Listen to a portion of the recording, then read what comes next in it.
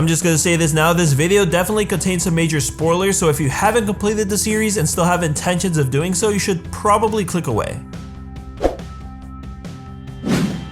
Mirai Nikki, also known as Future Diary, is a Japanese manga series written and illustrated by Sake Esuno. It made its first ever debut in the monthly shonen Ace, which is a Japanese manga magazine. However, unlike some of the larger shonen weeklies, Ace aimed at a much less mainstream audience with a fair amount of ecchi series and very little with much action. A total of 12 manga volumes were released in Japan, but only the first 10 were ever brought over to the US. Since the manga, the series has spawned a 26-episode anime adaptation, 3 short-sized story mangas, a live-action series, as well as a video game available for the PSP in which you play as a 13th contestant within the survival games.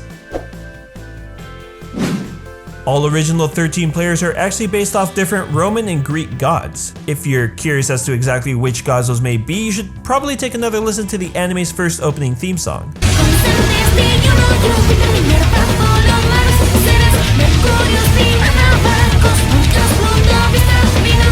Each contestant also seems to reflect upon their own god in some way. For example, Tsubaki is based off Apollo, the god of the sun and prophecy. Her name contains the kanji symbol for sun and is believed to be a psychic by her followers. Marco is based off of Mars, the god of war, and Ai is based off of Venus, the goddess of beauty. According to mythology, these two were said to have been madly in love. Kamado is based off of Vesta, the goddess of family, and Karyudu is based off of Diana, the goddess of hunting. Uryu Minane is named after Minerva, Yuno is named after Juno, and Yukiteru is named after Jupiter. According to mythology, Juno was married to Jupiter but was extremely jealous of any other women that would go near her husband. Together, these three make up the Capitoline Triad and are honored as the mightiest of all the gods. In Mirai Nikki, all 3 of their respected characters eventually acquire divine powers.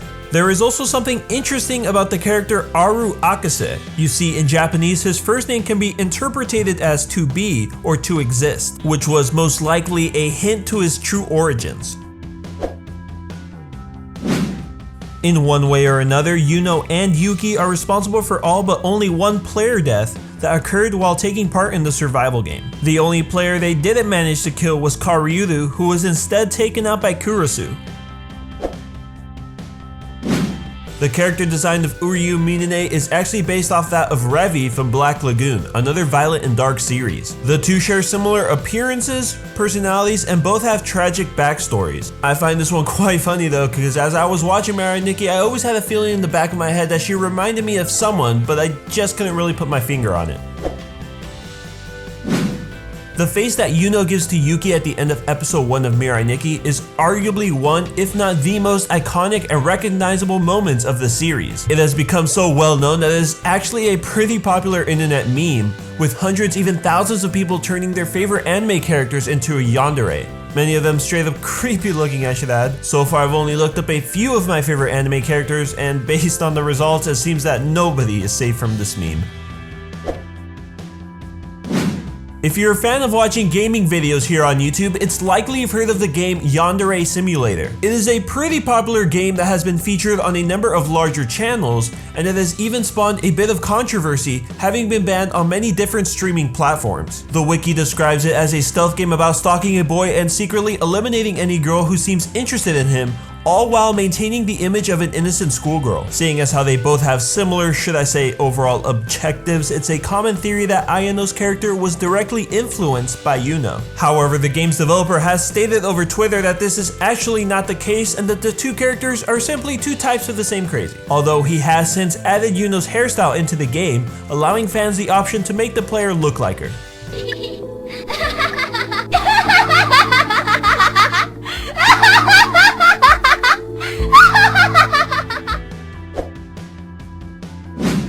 The poses that Yomatsu performs within Mirai Nikki is a parody of both the Kamen Rider and Super Sentai series, which is basically Japan's version of the Power Rangers. This is most notable when he is shown on the rooftop posing with the 12-5.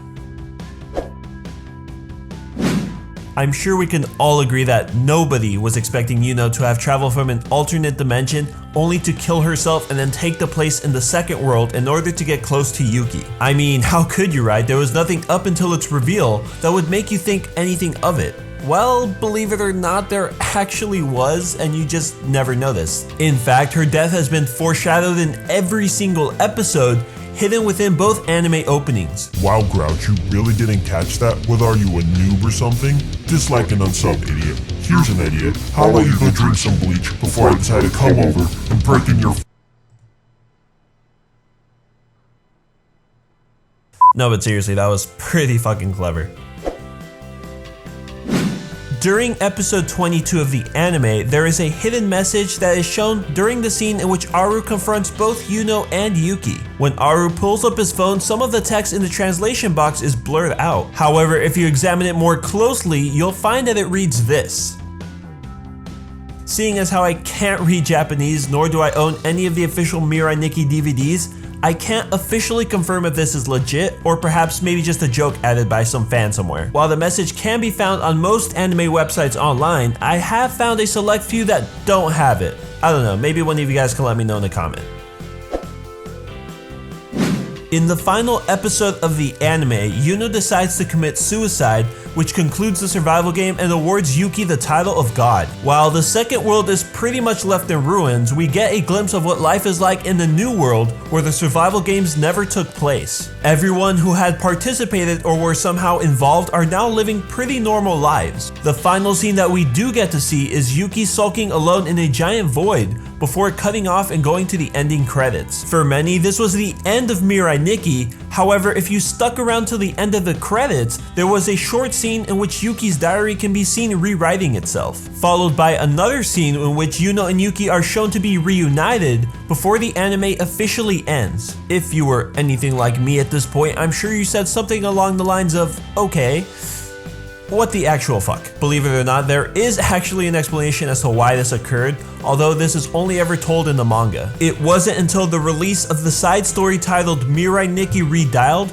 that we would get a bonus episode which helps clear up the anime's ending. I'm sure some of you are already aware of its existence, but if you had for whatever reason decided to watch the anime in anything other than the Japanese dub, it's likely you missed it due to it never being re-released outside of Japan. I won't say much as I don't want to spoil anything for anyone who hasn't watched it yet, but I do feel as though it does a pretty good job of concluding the series. For those of you who are curious, link in the description.